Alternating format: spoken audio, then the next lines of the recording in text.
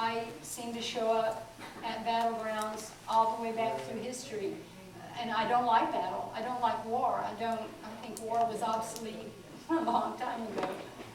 Yes? I went to the Battle of Gettysburg. The battleground? Yeah, and it was very crowded. Could you see anything? I saw a lot of people there, Yeah. and some were angry and some were not angry. But as I walked in the battlefield, I bumped into them, and I could hear them. Yeah. Yeah.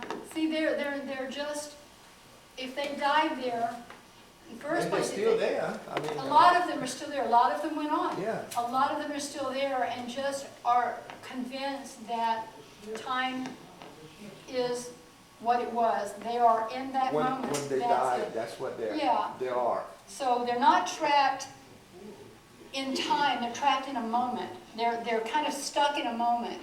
So that itself is not a sad thing, because there is no linear time outside of this reality. And eventually they will move on. Are they stuck in the moment because of their lack of understanding that they're dead, or because they're choosing to stay there to try to affect the outcome?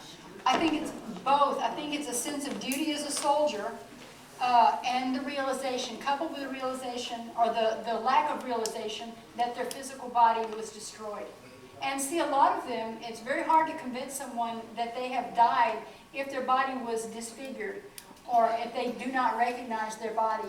And even if their body is intact, it's like I was telling you, out of body, if you look down at your body, it's kind of a repulsive thing, and you will have to convince yourself that that's where you came from, because it doesn't feel like you. So I can imagine, I can understand how someone in an accident situation, in a battle situation, would have trouble, or would just totally not even recognize that anything has happened, because if they were killed very quickly or whatever, they're out of body, that you just go on. There's no gap. There's no gap in consciousness. It's just like that, and they're walking down the road. They have no idea that they're gone. So, Is that what people like you who astral project is that part of your service? that is part of my service. No. Yes. Stop and talk, they can talk to you. Not those two. I actually have soldiers that come into my bedroom at night and stand by my bed and try to get. They ask for help. They will project out themselves, and I think that wherever they see a light bulb on, metaphorically speaking, they will pop in and try to get somebody to understand their plight. And I've had Civil War soldiers still pop in on me, and I had one soldier who popped in and wanted me to take a message. And I know he'd been killed trying to deliver a message, and he said he had to get a message to Ulysses Grant, and could I take it for him? And I said, I don't even know how. I have no idea how to do that. I don't know. And I sent him on his way, and I felt really bad about that later. And I thought, he'll figure it out. He'll figure it out. But I didn't know at that time how to do that. What I should have done is say, sure, give it to me, and go on.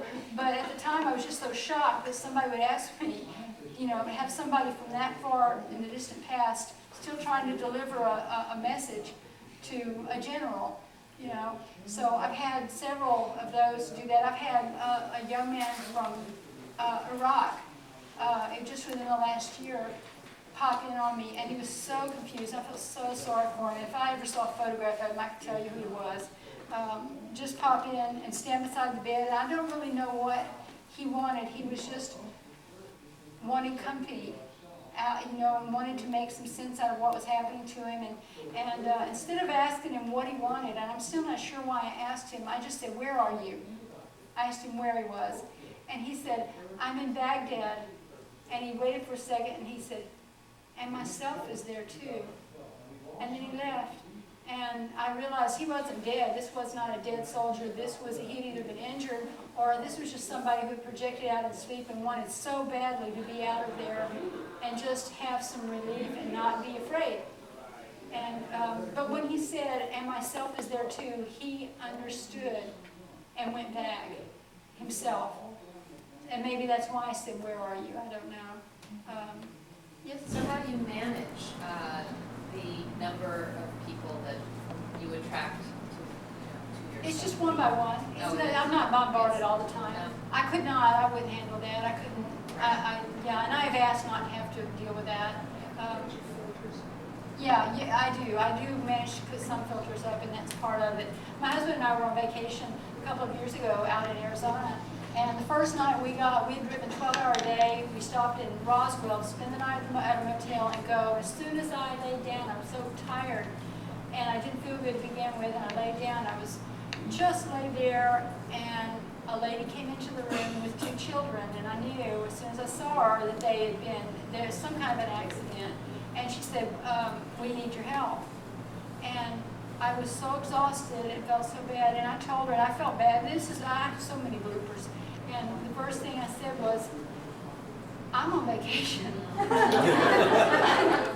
So I'm on vacation. And then I just told her, I said, I'm sorry. I said, I'm so tired, I can't help you. I can't, I'm too tired. And she left, and it wasn't like it was any big deal. It was like, okay, I'll go on, I'll find someone else. Now, are you in your astral body when you talk to them? No, I was in my physical body, but I was in just a state that I could perceive her. Right. I could perceive her very clearly. I could see her, I could see her children. And I felt so bad about it afterwards. And you know, I thought, you know, you have to, sometimes you have to have your space. And if you're not up for it, if you're not physically able to do it, you just gotta let it go. And they will find someone else, they will. But no, I asked a long time ago, I said, I can't just be bombarded with this. I can't do it. I can't, you know, it's too much. Nobody can. Yeah, and I tie in, I have this tendency to tie in very, I'm extremely empathic. Yes, emotionally I will tie into them, and it's hard for me to let it go. And so that's why I asked a long time ago, I said, please, you know, just one at a time, and just give me some intervals here so I don't have this coming at me all the time. Out of body, when I'm out of body, I could do this 5 times a day, and it would never bother me. But coming into my space, into my physical space, I have to have very few and far between, because that would emotionally drain me. But for some reason, out of body, it doesn't seem to be a problem. I don't remain connected to it. I don't hold on to it after I come back. I find it interesting. I'll write it. I write about it. I can write about it in great detail, but I don't become entangled with the emotional part of it. So, yeah. Off the 5 feet off the ground. They They seem to be standing by my bed, or at the foot of my bed. So That's the where I first always thought receive them. would be, did someone just come into my door, right? Is that Yeah. correct? No, they don't come through my door. I never feel like they come through my door. They just appear. They're at the foot of the bed, or they're at the side of the bed, and that's it. And if I help them, if I can help them, I will help them. If I'm tired, if I feel bad, I will send them on their way. So you do what you do what you can.